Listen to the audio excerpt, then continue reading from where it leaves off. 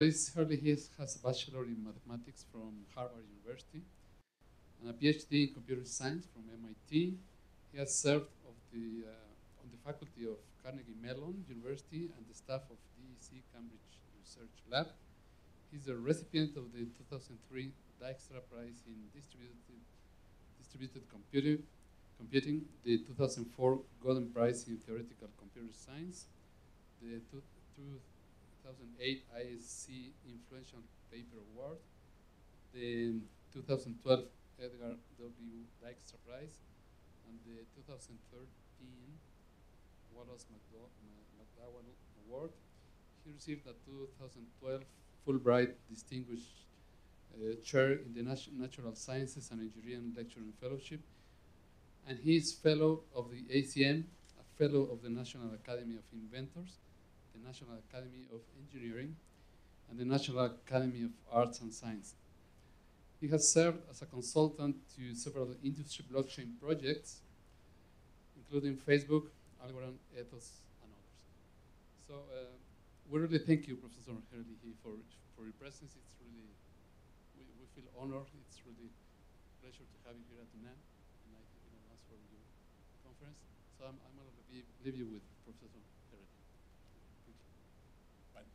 Thank you very much, and I'm a great honor to come all this way to address the students of UNAM. So, as many of you may have noticed, Bitcoin is very much in the news. You know, every day there's a newspaper article about Bitcoin, and it's usually always good news. It's kind of a fascinating subject, but it's fascinating in the way that when you drive down the highway and you see there's an accident, you look at the accident even though you know you're a bad person for doing this. Part of the attention that Bitcoin gets has to do with simple greed. This is the price of one Bitcoin measured over time. As you can see, about a year ago, it was almost 20,000 United States dollars. Now it's somewhere between 3 and 4. And if you're like me, you had friends who were talking about how great Bitcoin was and how rich they were becoming while the price was going up. And then they were silent, you know, while the price was going down.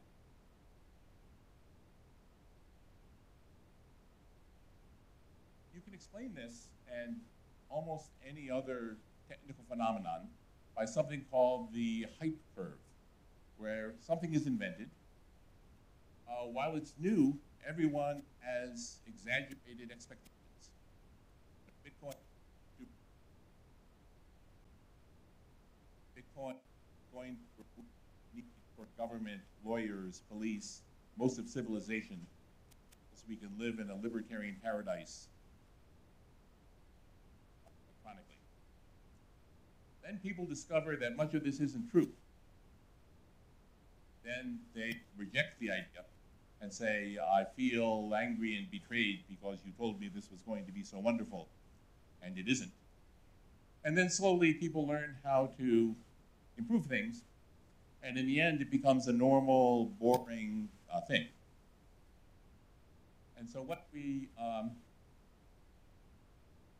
I think we can say that the peak of inflated expectations was when Bitcoin reached this absurdly high valuation.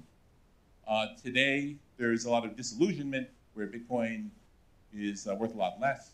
And our job is to make sense out of what's going on, to understand underlying mathematics and the science, to see through all of the sensationalistic news that dominates today's coverage.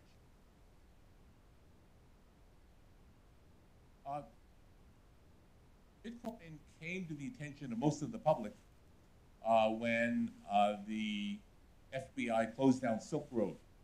Silk Road was a darknet website where you could buy drugs, weapons, you could hire assassins, you could do all kinds of illegal activities. It made huge amounts of money, but all the payments were in Bitcoin. For a while, this was almost the only actual use of Bitcoin as a currency. was to conduct illegal activities on the web. And for this reason, Bitcoin has a little bit of a bad reputation. Another thing that contributed to the bad reputation was that certain exchanges, an exchange is like an unregulated bank. So if you have a Bitcoin, you want to keep it safe, you can hand it over to an exchange, and they promise to give it back to you. Except that about 2 or 3 years ago, there was an exchange in Japan called Mt. Gox where something like several $100 million US worth of Bitcoin went missing. And to this day, nobody knows. Was this stolen by the people who owned the bank? Was this stolen by organized crime? Was this lost because the people who ran the bank were incompetent? It's still mysterious what happened, but this did not contribute to Bitcoin's reputation as a safe and stable place to keep your money. There's a little bit of a comic opera aspect. So Bitcoin was invented by someone who called themselves Satoshi Nakamoto. This is a very common Japanese male name. Now, nobody knows who Satoshi Nakamoto is. The only thing is we're pretty sure he's not Japanese. Half of the paper that he wrote is written in North American spelling and half is written in British spelling, probably to confuse people. But it's clear that this is a person who speaks English as a native language. Now, I said nobody knows who he is, but every now and then people show up and claim to be Satoshi Nakamoto. This is a little like the Russian princess Anastasia, where people show up every now and then claiming to be that person. You know, the lost Dauphin, you know, the son of the French king who vanished after the revolution. Now, there's a lot of controversy, but it's pretty clear that the people who claim to be Satoshi aren't. But there's a lot of very unflattering arguments that go on about whether somebody is smart enough to be Satoshi, whether they're honest enough to be Satoshi, and so on. But this, in some sense, detracts from the dignity of the entire operation. Anytime you want to buy anything that's either illegal or embarrassing, you can use Bitcoin for this. Again, this is almost the only use. Nobody uses Bitcoin to buy a pizza or a car. You know, technically it's possible, but really doesn't happen. But if you're trying to do something, again, either illegal or embarrassing, then this is the way that people do things. Now, this is a cartoon that appeared in the New Yorker magazine. I don't know if you can read it, but this place sells tacos, and this place sells tacos on the blockchain. So this means that there's a lot of unwarranted hype. That if anything that you do, if you say it involves a blockchain, then people will get more excited about it, whether or not this is technically justified. But I'm not going to talk about Bitcoin as such anymore.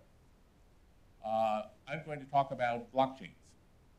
So blockchains are the technology underlying Bitcoin. Now, you can have an opinion about whether Bitcoin itself is going to continue to be important, or whether Bitcoin is the MySpace of currency, and it will be taken over by other more technically advanced currencies. I'm not going to address that. What I want to do is put behind the sensationalism, the scandals, all the excitement, and talk about the technical merits of what's going on. And in particular, how all of this new technology is really, in some sense, a disguised form of old familiar technology about classical distributed computing, that most of what happens in blockchains is a disguised form of familiar ideas, dressed up in new language.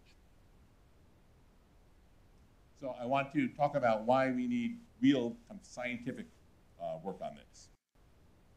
So one way to think about this is when you build a distributed system, you're really worried about failures, or you're worried about unexpected timing. And the easiest way to think about this is to say that you're playing against an adversary. So there is someone out there who is trying to make your life difficult. You have to design your algorithms and data structures and systems so that you win the game against the adversary. So classical adversary might control timing. You could delay messages. You could take a page fault and be slow.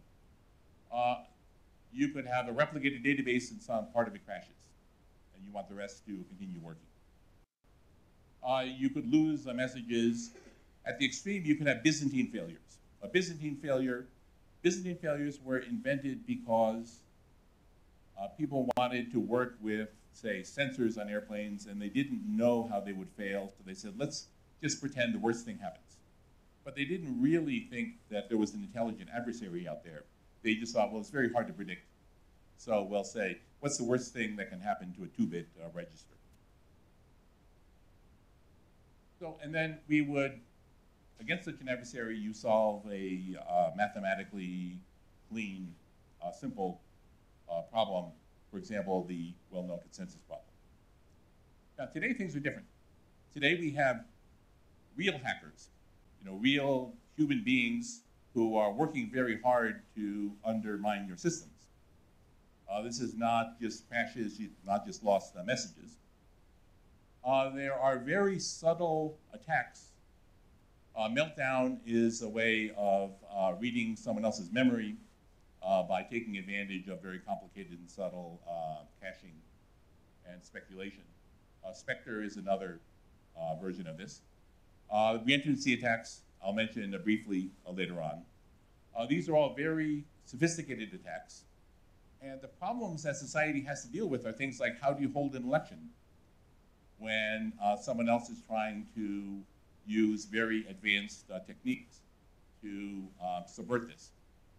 So in some sense, it's the same kind of challenge we had before, but it's much, much harder. And the enemy is much more sophisticated. So this is the paper that invented Bitcoin. This wasn't published in a conference. It was simply put out on the, it was published on a website somewhere. And what this illustrates is that real intellectual innovation usually comes from outside the community. So established scientists, established scholars, rarely come up with something that's really disruptive, because it's much easier to do incremental improvements in the work that we already know how to do. My short-term goal is to get a paper accepted to a conference where I can go and meet my friends and work on the paper for next year's conference. And writing a really revolutionary paper that is likely to be rejected doesn't make any economic sense for people like me. So we can ask ourselves, would this paper have been accepted to a mainstream distributed computing conference in 2008 when it was written? We don't know, because this never happened. But I suspect that there would have been difficulty. This paper has no mathematical theorems. This paper has no experiments. This paper outlines some crazy ideas that nobody would ever possibly implement. Of course, they did implement it. And it's now a multi-billion-dollar industry. And it has had far more effect in the world than any paper that was accepted in a respectable academic conference. Of course, I don't want to exaggerate, there were probably hundreds of other papers that were rejected that deserve to be rejected. But nevertheless, this is something to bear in mind.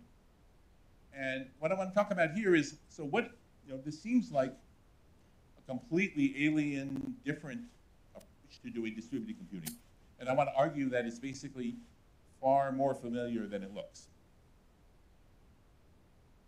So here's how to understand the distinction. So the blockchain world is a kind of an alternate universe to the distributed computing world, where we can recognize the same features that we know, but they've changed in strange ways. Sometimes in minor ways and sometimes in major ways. Sometimes we need to work to recognize that one thing is the same as something else. So I'll briefly talk about how consensus is very similar to proof of work. Concurrent objects versus smart contracts. I'm not going to have time to go into this in technical detail, so I'm going to kind of give you an impressionistic story, and if you're interested, you can pursue this. Now, Star Trek was one of my favorite TV shows when I was in college, so now you know how old I am. This was a cheesy 1970s science fiction series that was canceled, but then it became a kind of a cult show. Now, there is one episode where Kirk and Spock, the captain and first officer of the starship, they fly too near a star or something, and they end up in an alternate universe where they meet their evil doppelgangers. Now, you can tell these guys are evil because this one, he has a beard, and that one is wearing a muscle shirt. And these are universal signifiers of evil in the 1970s United States. And so my premise is that this is the way to understand blockchain versus distributed computing. You can identify that they're the same people, but one is evil and one isn't.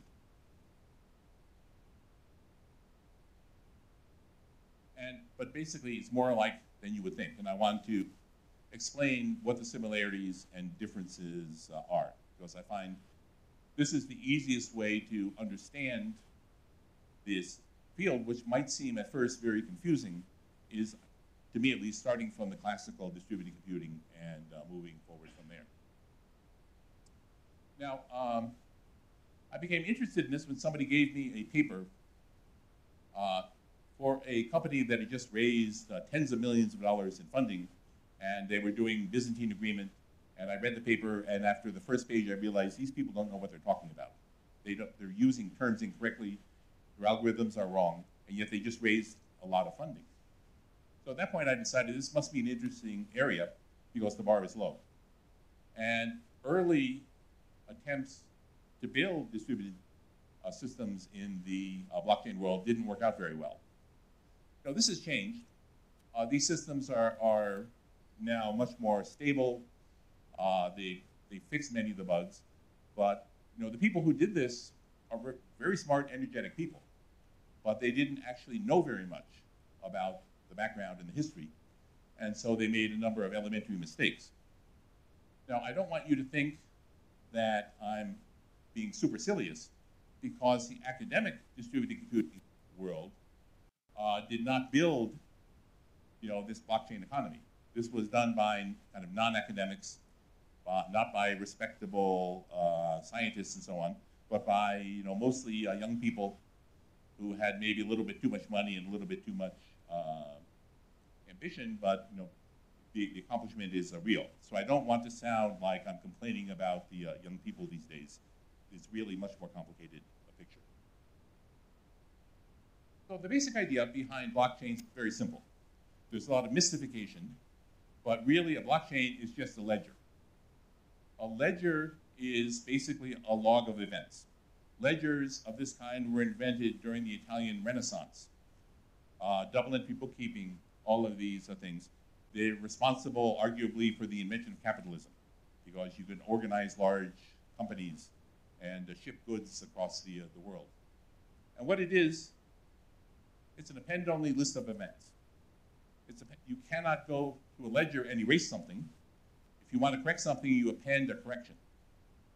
If you're working for a company and you catch somebody erasing something, you should probably call the police, because that's not a good sign. You can only append. It doesn't have to be financial. The word ledger suggests that it's always money, but it could be a file system. It could be an operating system. It could be a log of messages that were received. It's any kind of events whatsoever. But the important thing is that everyone agrees on the content.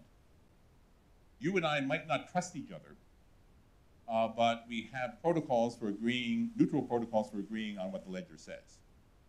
So if there is a disagreement, it's because one of us is dishonest. And most of all, it's tamper-proof.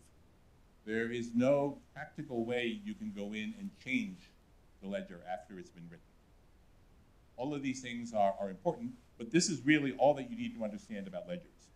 There's a lot of complexity on how you implement it, But this is the abstraction on which everything is built.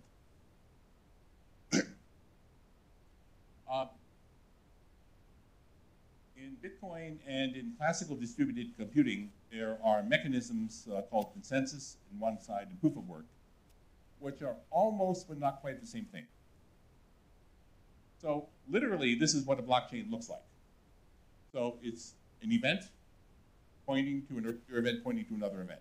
So this is first level implementation of how you would build it.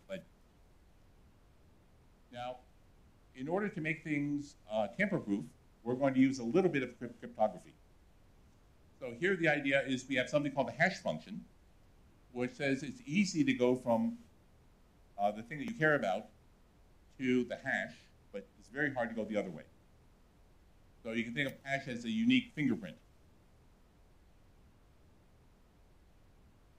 So we're going to add to this record, I'm going to take a hash of the previous block, which in turn includes the hash of the other. Everything is kind of linked together. And this has the nice property that if I go in and I try to tamper with something, I'm trying to steal something, I change a bit, then the hash will be wrong.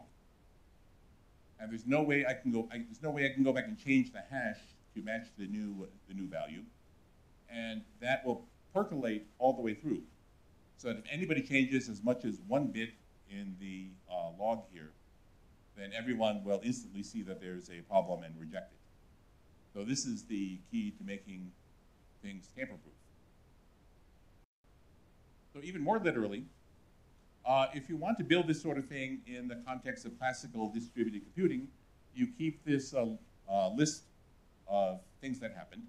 I didn't draw the hashes because I didn't want the picture to be too complicated, but the hashes are there. And then we have something called consensus, which takes in all the things that want to happen and decides which one goes next. So consensus is just a way of saying, these 3 things all want to get in line, pick one, pick one, pick one, and put them in order. So, the technical definition is a little bit more subtle, but it's basically, pick one. This has a nice property that this is a simple list of things, and all of the magic, all of the clever algorithms go into this consensus box, which is completely generic. This design is for anything. Now, the oldest blockchain in the world is not Bitcoin. The oldest blockchain in the world was invented in the 1990s. And the idea there was suppose you invent something for a laboratory, but you don't want to publish it, but you want to prove later on that you had invented it. You take a document where you declare your invention, you hash it, and you publish it in the New York Times. So you store the secret documents on the server, and every day you take the hashes of the document, and you publish it in the New York Times Lost and Found. It's the cheapest kind of ad. And so later, if somebody challenges you, if there's a patent dispute, you can say, yes, I invented this in 1997. Here is the hash published in the New York Times of 1997, and here's the document that hashes to it. And that's proof that you had the document without having to reveal what the document is. And this is basically the way Bitcoin works. Okay, so let's look at a use for blockchains. So let's say our friend Alice has a frozen yogurt business.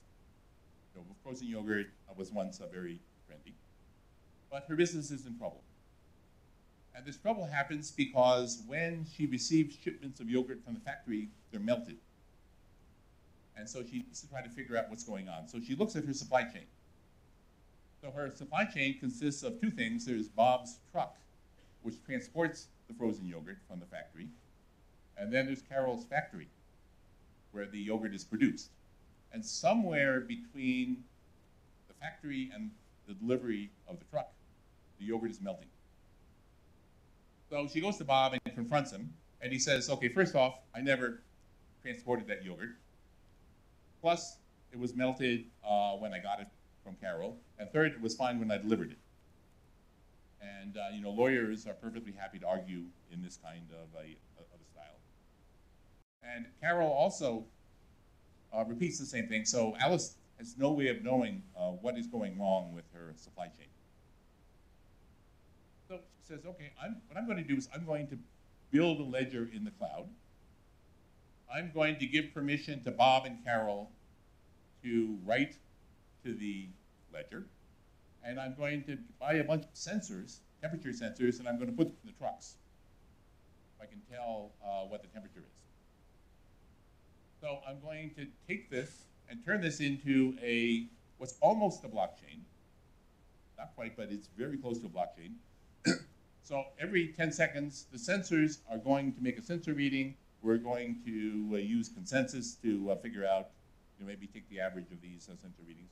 And we're going to record the temperature at every 10-second interval. So if the yogurt melts, we'll know when it. We're going to have Bob and Carol sign when custody goes from Carol's factory to Bob's truck. They both sign the handoff. And so in this way, now Alice has a way of telling what happened. She knows who is responsible for letting her yogurt melt, and she can, for example, take that to a court and sue. So this is not cryptocurrency. There's nothing here that is really radically new. We're putting together well-known pieces, but what we have here is effectively a blockchain. It's not distributed yet, but it's still very much what blockchains do. Okay, so now let's take this from a kind of half blockchain to a full blockchain.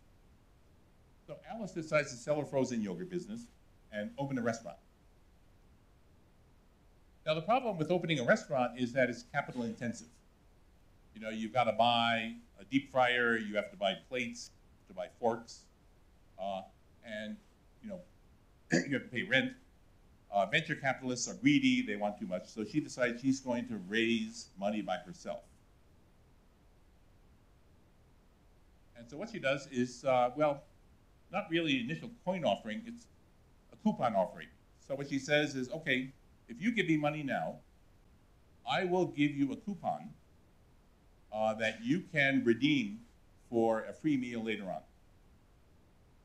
So you give me money which I will use to buy a stove, and then 6 months from now you can come to my restaurant and I'll give you free food or discount food.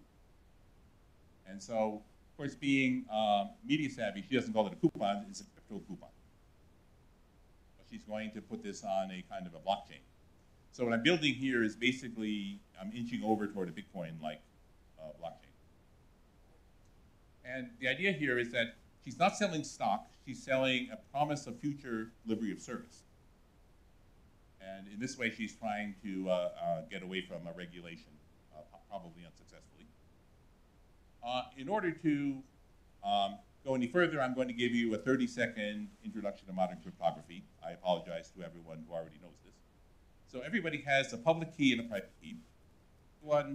You can tell your public key to anyone. You keep your private key to yourself.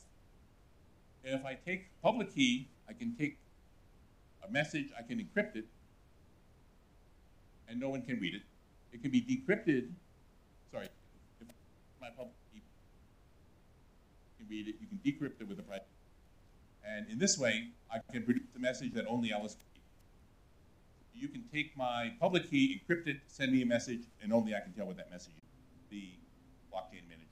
She's going to get other people to do this for her. Now, other people aren't going to do this unless you pay them. So what is she going to pay them with? Any guesses? He's going to pay them by giving them more coupons. So this is the kind of brilliant circularity of crypto coupons and cryptocurrencies in general, is I want you to do the work for my cryptocurrency, and if you do this, I'm going to pay you with of my cryptocurrency. And somehow, this all works. So she's going to create more coupons to the people who run the blockchain.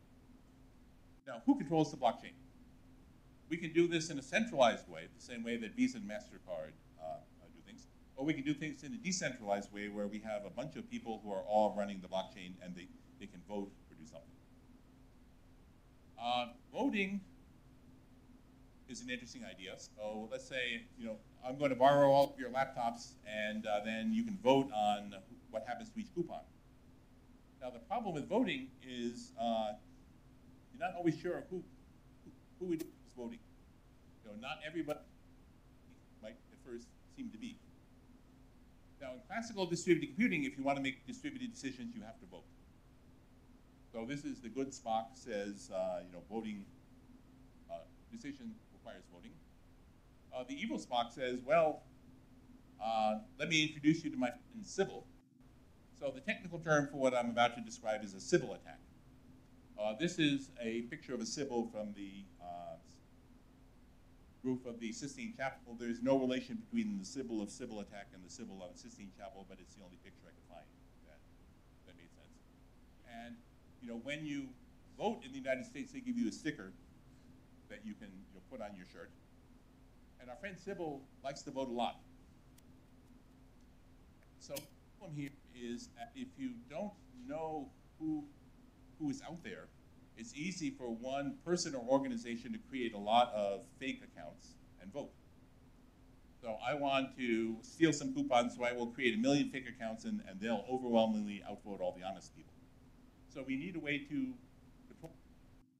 We need some symbol that's hard to fake. Now, this is a well-known problem in biology and sociology.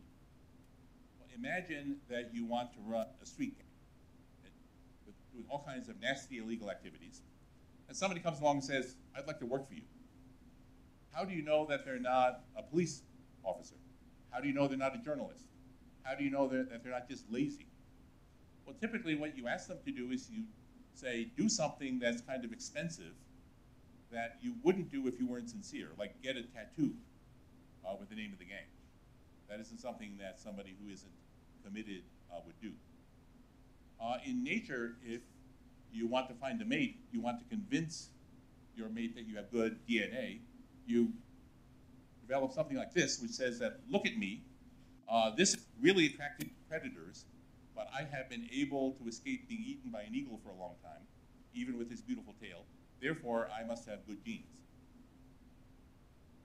For various subcultures, I'd say, well, I'm a dedicated a punk, and I'm annoyed by all these high school students who want to pretend to do the same thing.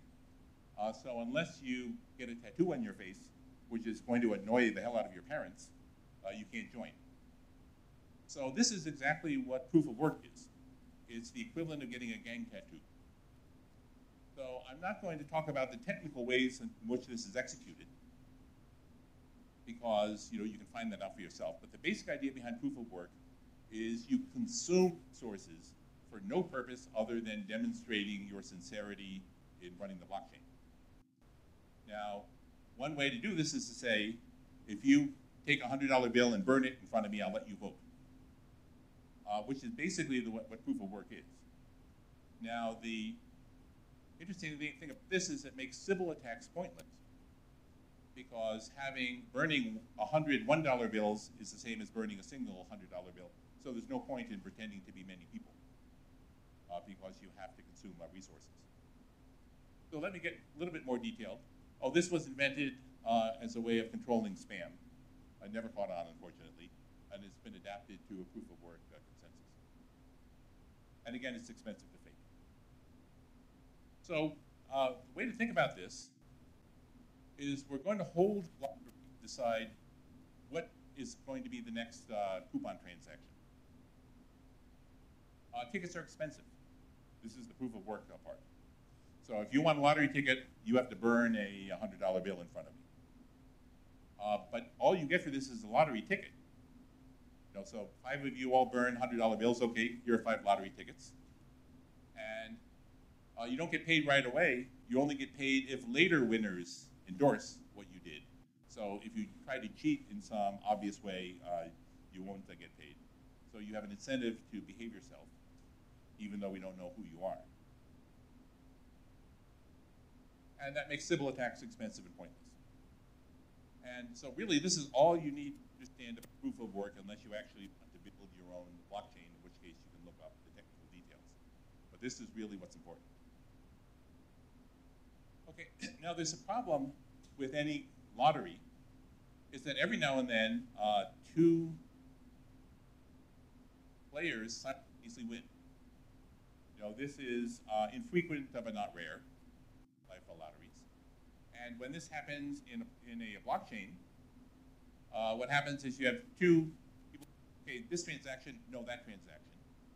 And the later winners are going to decide which one to build on, which one to hash and to refer to.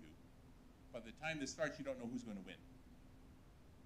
So what this means is that if you see something is on the blockchain, you want to be a little careful because it might be displaced by something else. If you want to buy a pizza from me, you put your Bitcoin on the blockchain. I see it's on the blockchain. I'll say, okay, you know, that's okay. You know, I'm not too worried. You know, the worst thing that can happen is, you know, I lose you know, the value of a pizza. I'd rather give you the pizza now. But if you want to buy a Tesla, I'm not going to ship you the car as soon as that appears, because if your transaction vanishes because someone else's transaction also won, then I can't get the car back. So typically, what happens is you cannot ship something until you're absolutely sure that the entry on the blockchain is not going to be displaced, which means basically you've got to wait about an hour in the real world before you can be sure that a payment is real. Now, this is different from the classical notion of consensus. Classical notion of consensus, everybody comes in and says, me, me, me, and then the protocol picks one winner. In proof of work, there could be multiple winners. Usually not very many, usually not for very long, but you have to be aware of the fact that because someone appears to have won consensus, that doesn't mean they really did. You need to wait long enough to be sure that this happened. So there's an uncertainty that you don't see in the classical world, and this has implications. Among other things, it means that commerce using Bitcoin is going to be slow, because nobody really trusts the recent entries in the Bitcoin chain.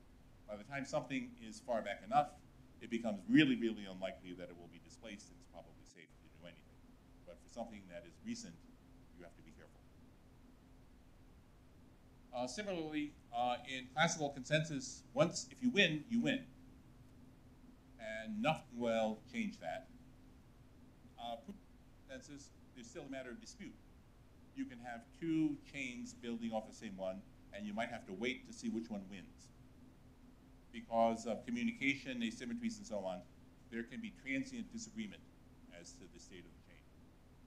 And again, this complicates things in the blockchain world, but I think it's still the right way to think about this is just it's consensus, except that it's only gradually permanent instead of instantly permanent. Okay, so the last thing I'm going to cover are something called smart contracts that you may have heard of. A smart contract is a script that runs on the blockchain. A smart contract is not actually a contract, and it's not very smart. Smart contracts is a marketing term, which has stuck, so I'm going to use that. A smart contract, so let's say we want to hold an election on a blockchain. So a smart contract is very much like an object-oriented programming language. Don't bother trying to read the actual code. I'll tell you what you need to know. Here, for example, we have a ballot. We manage some long life state. This maps each voter to the thing they voted for. A function is basically a way of reaching in and calling the contract. Here, if I want to vote, I call this a function, and I just say which of the proposals I want to vote for. And contracts can call each other. This model looks single-threaded. There's only one thing going on. And I'll skip this part. Now, here's an application for smart contracts that actually happen. DAO, pronounced DAO, is Decentralized Autonomous Organization. This was a hedge fund with no managers. The idea here is that it would invest. You would invest in the DAO. Everyone would pool their money, and then they would vote on who to invest in. The smart contract would tally the votes and disperse the money. This means you don't need administrators. You don't need anybody other than the investors and the people who write the smart contract. So no board of directors, no lawyers. It's controlled entirely by smart contracts and investor voting. And the claim here is this phrase, code is law. You need lawyers, you don't need courts, because the contract will execute. We know what the contract is going to do because everyone can read the code and we all agree. And so this is kind of a libertarian paradise because we can make agreements among ourselves. We don't need the apparatus of the state or anything to make things work. And of course, when this came out, there was a lot of excitement and hyperventilation. People were saying, oh, this is great. All those Wall Street parasites will now be driving Ubers. And finally, the people can take control of high finance. And so this went on for a while. So let's look at a very simple piece of code that is almost the same as code they actually ran. So this is a function that says, I want to withdraw some of my own money. So that function is called withdraw. You say how much you want to withdraw. The green arrow shows the line that we're executing. First we say, well, okay, so who's calling? Again, never mind the idiosyncratic syntax. It just says, okay, so who are you? Does the client have enough money? Is the client's balance greater than or equal to the amount that they want to withdraw? If so, send them the money. So send money is called to the client's contract that actually transfers money. So it says you have enough money, go ahead.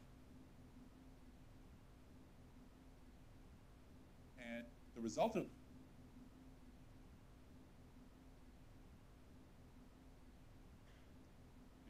and I'm not hiding anything.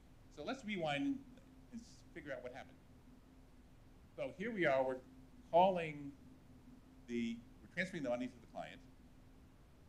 So this is the client's smart contract.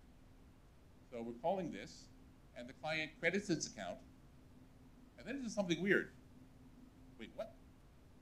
It goes back and it calls the first contract again without returning. So it makes what's called a reentrant call.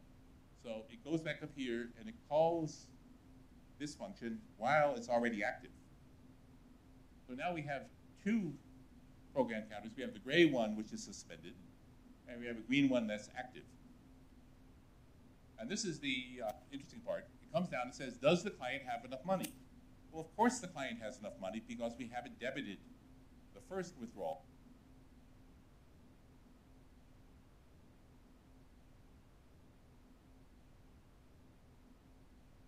It updated the book and didn't realize it was vulnerable to code again. So you can send money again and again and again and drain out all of the money regardless of what your account balance is. And this actually happened. Sometimes it's 50 million, sometimes it's 60 million, but it's a lot of money. They had all kinds of bad effects. And they fixed this. Well, the fix was they went and they basically said, okay, we're going to change the rules. They went and they changed the code of this allegedly decentralized currency and said, okay, everything is normal except anything having to do with the DAO, we're going to pretend it didn't happen.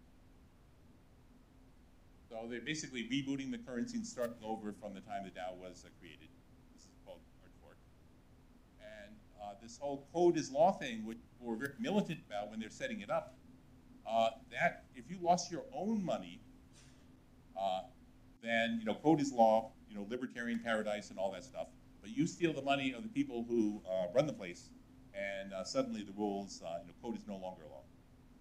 So I'm not saying this was the wrong thing to do, but I am saying that when people tell you all this libertarian ideology and code is law and decentralization and so on having to do with blockchains, you should be very cynical, because in practice, that doesn't really work. Okay, from a scientific point of view, when this happened, what the proponents of blockchain said, oh, you know, this is a new field. We had no idea. This is such a new and exotic area. But in fact, this is a classical synchronization error that I teach my undergraduates about this in my structures class. If you change the name, they would recognize this instantly. I'm not going to go into what exactly it is because that's a little bit technical and end up running low on time. But if the people who did this had taken my class, they wouldn't have made that mistake. Okay, so what I tried to do here is to demystify the technology behind blockchains a little bit. I still believe that blockchains are going to be very important. I believe cryptocurrencies are going to be important, maybe just not Bitcoin. But I wanted to warn you about the mystification. I want you to take a somewhat more cynical view. You know, it's odd to be instructing Mexicans on cynicism, but you should take a more cynical view of cryptocurrencies than the proponents will give you. So what I'm going to contrast a little bit is the philosophy behind blockchains and Bitcoin. This is something where I have a lot of sympathy with many of the ideals, but of course ideals can be dangerous if they're not executed well. So on one side, people say, well, cryptocurrencies and blockchains are great because they're resistant to censorship. No government can suppress Bitcoin. They can make it hard for you to use it, but they can't destroy it because it's replicated in so many places. You know, the police come in and they tear out one server, you know, there's a million more. The government can't decide, oh, we're not going to allow this person to do commerce because, you know, things are done anonymously through cryptographic keys and so on. So, you know, that's actually a noble goal. A trust-free society says we don't need centralized organizations like Visa and MasterCard basically spy on us. You know, Visa and MasterCard want to know a lot about you to know whether they can lend you money. And in some sense, if you have centralized gatekeepers like this, they have to invade your privacy in order to stay in business. And there's a vision of if we could decentralize all of this and get rid of these centralized financial institutions, then our privacy would be much stronger. The idea that code is law says, well, we can get rid of lawyers and much of the justice system because smart contracts can deal with everything. Now, it's true that smart contracts can deal with a lot of routine things. So a smart contract could, for example, say, issue an insurance policy to a farm and say, if you get less than so many centimeters of rain, we'll pay you. Then all you need to do is the blockchain observes how much rain fell and disperses the money. If there's a dispute, however, then you need a court because, you know, things get complicated and no algorithm can decide who is correct. So code is law is kind of an incremental improvement on the margins. I'm not saying it's worthless, but it has been greatly oversold. Now, on the other side, code might be law, but we can't write correct code. So people who wrote this code that caused the DAO to crash were partly people who invented Ethereum. So these were the smartest, most expert people on the planet, right? And it didn't work. You know, they learned quickly, and nobody's going to make that mistake again. But we can't really write code that everyone actually understands what it does. In order to do that, we need to have much stronger formal verification, proof techniques, and so on. So in some sense, this is a great advantage to people working on formal methods, people working on programming languages, and so on. There are great challenges ahead to make this work. And someday it will probably work, but it doesn't really work all that well right now. Okay, so here's my conclusion. So despite the fact that I have been telling you kinds of cynical and negative things, you know, I do believe that blockchains are going to revolutionize how we do commerce. Not just for currencies, but other financial instruments. for things like supply chain, like the frozen yogurt.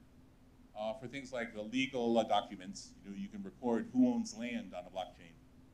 You don't need to go through inefficient or corrupt agencies to establish that.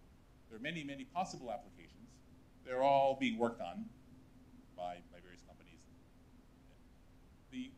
To understand this, the best way I found is to say that the blockchain universe is not really as new as it seems.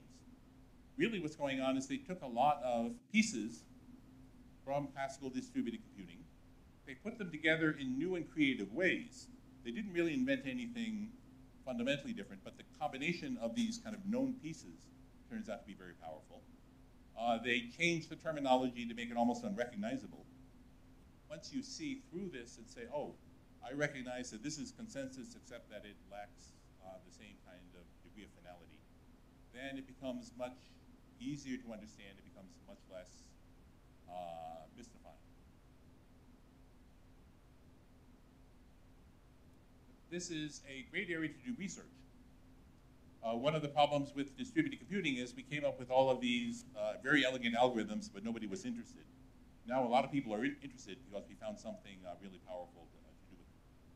So I think any kind of computer science or engineering that you're doing, you stop and think, is there some way I can apply this to blockchains? Because there's a huge amount of interest out there and potentially huge impact.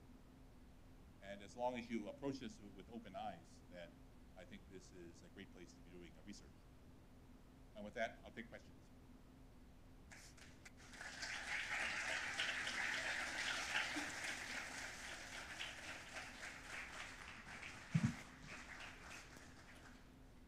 Preguntas, questions, please.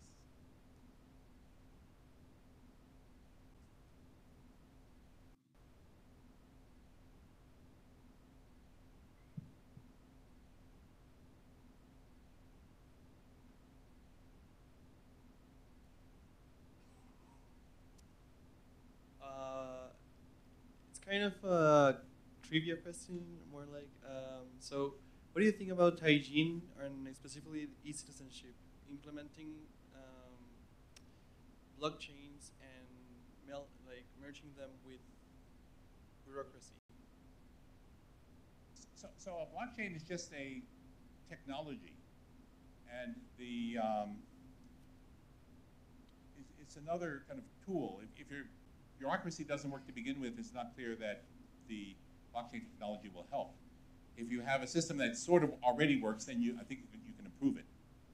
But there is a temptation to ascribe, magical transformative powers to blockchain technology that may sometimes be true, but I would approach this with caution. So you don't think we're ready for e-citizenship everywhere? E-citizenship is that's one of these very promising areas. You have to make that the data coming into the system is accurate. Otherwise, you just have permanently recorded inaccurate data. But one of the problems with a lot of these cryptocurrencies and so on is identity, in the sense that if I want to cash in my Bitcoin, then I have to fill out a tax form. If I'm cashing in Bitcoin from an exchange, the exchange, at least if it's in the United States or Europe, has to establish that my identity. And that's something where a kind of second identity blockchain could come in could be very helpful. There are efforts to do this, but they're not quite working yet. So I'm kind of hopeful, but we'll see. Hi.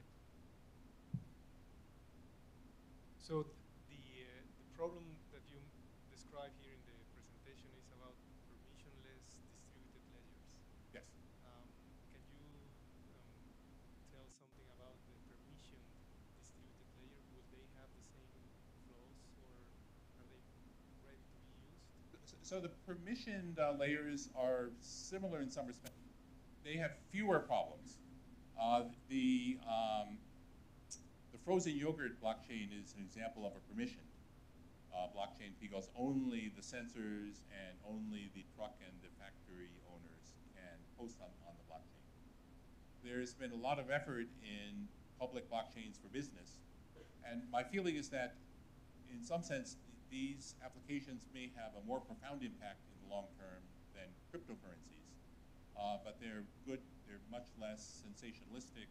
People don't pick up newspaper articles about supply chain systems the way they pick up articles about people earning and losing lots of money.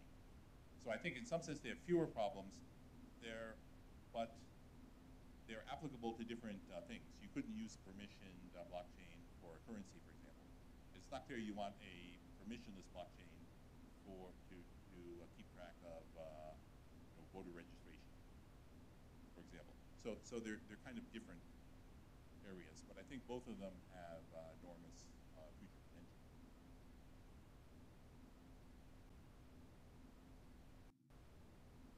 Oh. Well, yes. So a permission ledger can be much more efficient. So because you don't need proof of work, you can use Byzantine fault-tolerant voting algorithms and things like that, which are well studied and are much more efficient. So, one thing I didn't mention, proof of work is terrible for the environment because it produces huge amounts of carbon and so on. The permission blockchains are much more ecologically friendly because they're used and votes around. So I think I talk mostly about the permissionless because that's what gets people excited. But almost everything I said positive also applies to permission.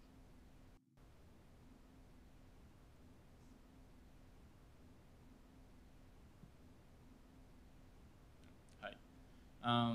Do you think that blockchain or distributed computing can help on electronic elections? So electronic elections are a little bit frightening, I think. Stakes are so high. I think I'm skeptical about applications to elections. So identity is one thing, but with elections, there are so many complicated properties. So I should be able to be sure that you counted my vote. I should not be able to prove to anyone that I voted to avoid bribery. So you can pay me to vote for somebody, but I can't prove to you that I did, so that reduces your incentive.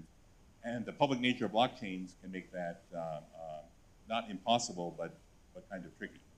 So I'm very skeptical about automated voting in general.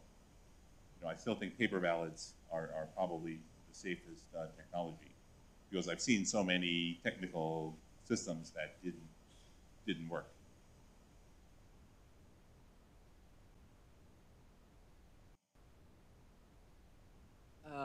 An hour is kind of slow for a transaction in Bitcoin. I mean, we wish it would be faster, but how do you think these transactions could be faster? How do I think Bitcoin could be made faster? Blockchain. Or blockchains. So there are a number of promising technical approaches. So there's something called proof of stake, which could replace a proof of work. I consult for a company called Algorand that is producing a currency that is orders of magnitude faster than Bitcoin, because they have a much more, they don't use proof of work, they use a combination of cryptographic techniques and Byzantine fault-tolerant voting in clever ways. So I think Bitcoin itself will never become faster unless it changes in unrecognizable ways. But blockchains and cryptocurrency can be much faster. And in particular, permission blockchains are already much faster because you know the identity of the participants and you don't need to worry about civil attacks and things like that. So I'm very optimistic about blockchains becoming faster. I'm not very optimistic about Bitcoin itself becoming faster.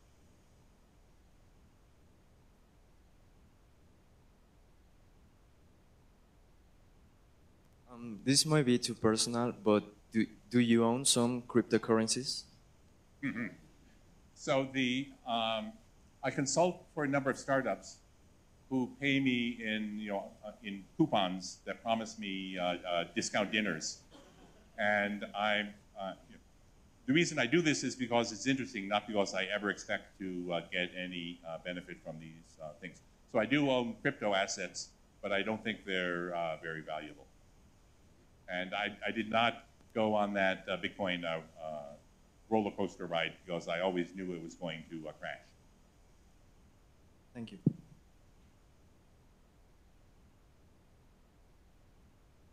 Do you think Bitcoin is gonna have a future in modern economy, or is it just only a trend of that's gonna pass?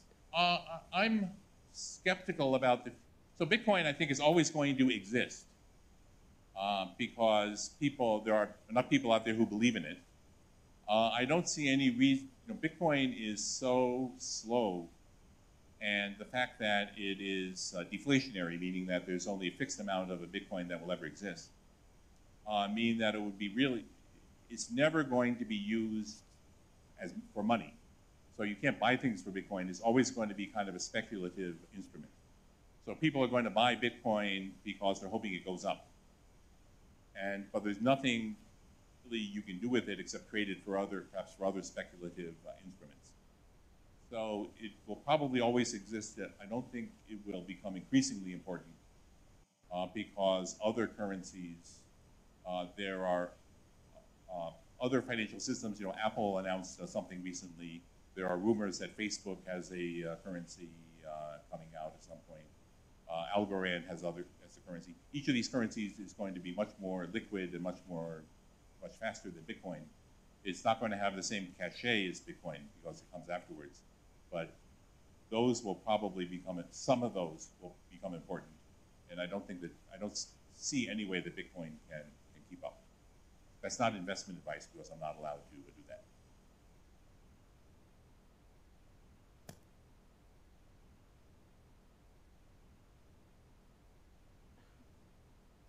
Each time a miner appends a new block into the blockchain, he earns a new coin. So is there a maximum number of coins that can be achieved or generated? Yeah, so what happens is that every few years, the amount of coins you get as a miner drops by half.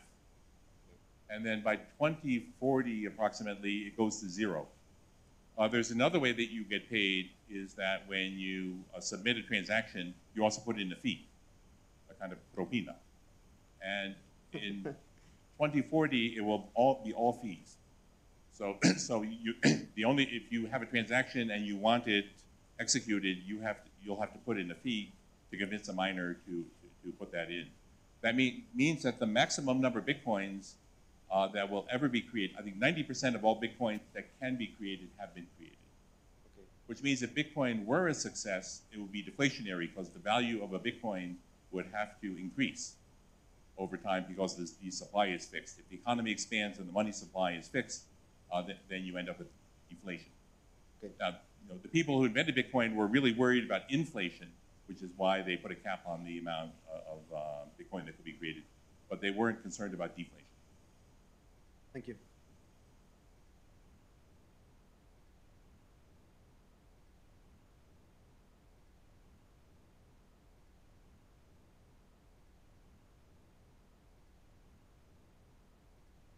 Do you know where I can study about the algorithms that? So there are a few. There's a textbook that was published at Princeton University. If you Google Princeton Bitcoin book, that's a good book about Bitcoin. Not necessarily about blockchains in general, but specifically Bitcoin. If you look at my own university, I have an undergraduate course, which is halfway through, where I'm trying to cover Bitcoin and blockchains from completely elementary principles. These slides are adapted from that course, from the introduction to that course. So I encourage you to look at all the slides, and even the lectures are all publicly available. There are not very many. There are various tutorials on the web. There are no textbooks, really, because the field is still too young and immature.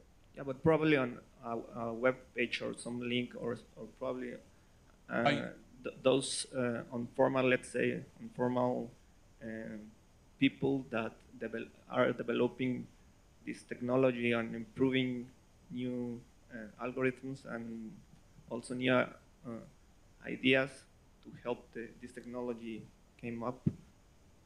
So I think the Princeton Bitcoin book is a good place to start because they cover the kind of elementary aspects. You can also, if you just Google blockchain courses, the other universities also have introductory courses. And I think, given the immature state of the field, probably finding university courses is right now the best way to do that. There's a lot of misinformation out there. The one thing to ask yourself when you read something is who's telling you this? Because there are a lot of companies who publish white papers that look like scientific papers, but they're really trying to convince you that their company is a good company to invest in. So you want to be a little bit careful about reading random white papers. And the codes are public, the codes to create blockchain.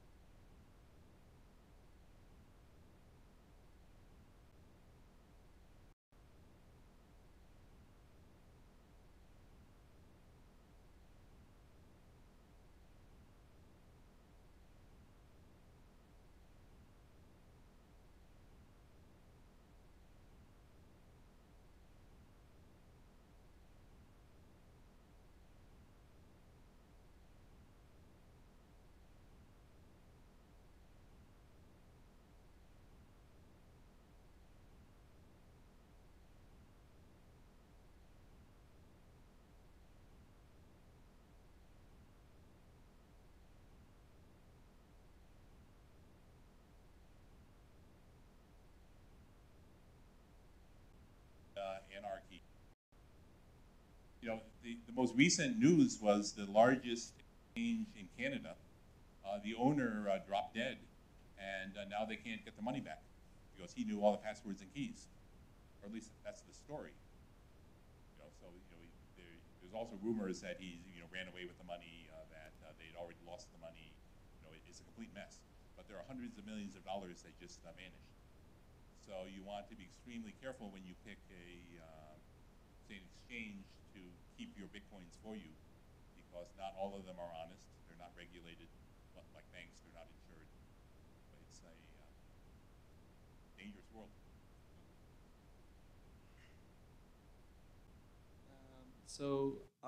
Do you by any chance know what's the main programming language used for blockchains right now? Bitcoin is written in C++. The Algorand is written in Go. Facebook uses Rust. So I think Go and Rust are the languages that I would pick. I'm not a big fan of C++ because it's very hard to write really correct, robust code in C++. Rust has a nice memory model. Go has nice concurrency aspects. There are blockchains written in Haskell, functional languages. I worked on one at Oracle, and I love Haskell, but it's not for everyone.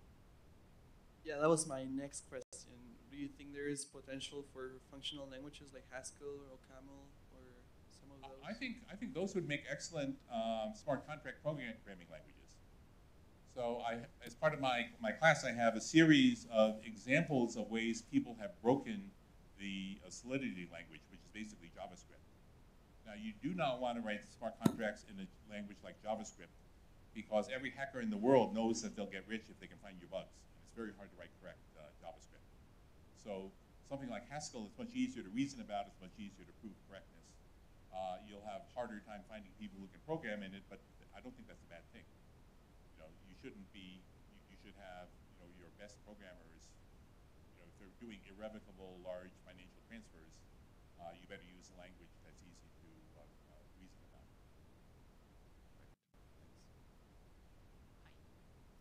Here, over here.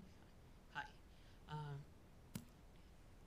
My question is, I'd like to hear a little bit about your views on privacy and blockchain, the consequences of having, as I understand it, a permanent record of transactions, and not only financial, but in the future it's going to be applied to many, many more things.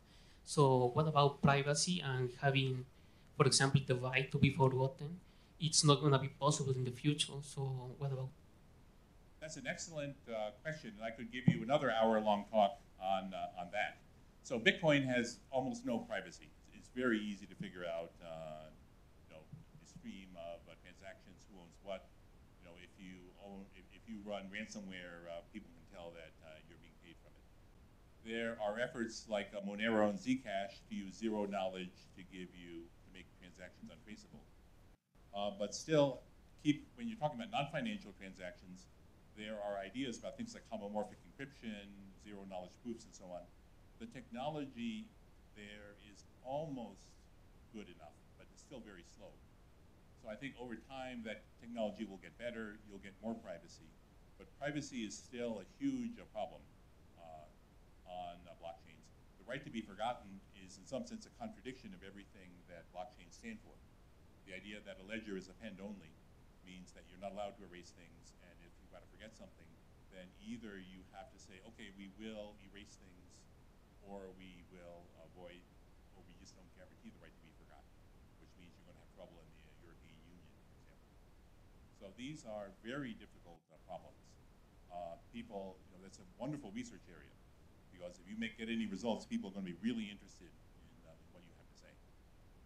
And so, good luck. Will you be able to say if current blockchain implementations are actually efficient? Say that again, please. Will you be able to say if current blockchain implementations are actually efficient? Blockchain implementations in general are hugely inefficient. And making them more efficient is another research area. Because at the beginning, people didn't care about efficiency because this was kind of a toy project. Nobody expected Bitcoin to become, this world phenomenon. And so people are making progress in making these things more efficient. But for example, Bitcoin itself has inherent limits. If the block time gets too small, then you get more forks. If you get more forks, then you have to wait longer. So there are enormous challenges in making these things efficient. Everybody says, MasterCard does 100,000 transactions per second, and Bitcoin requires 10 seconds. And that's a huge challenge.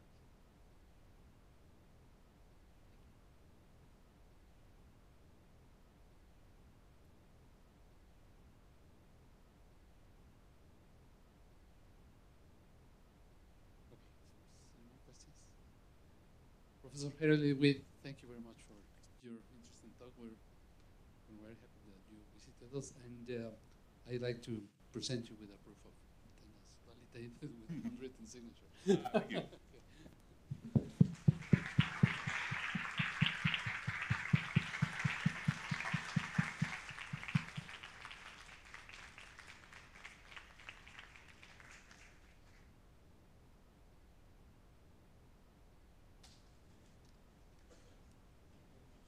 Oh, yes.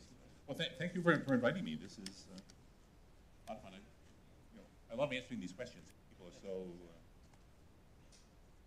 very interesting, very illustrative, and very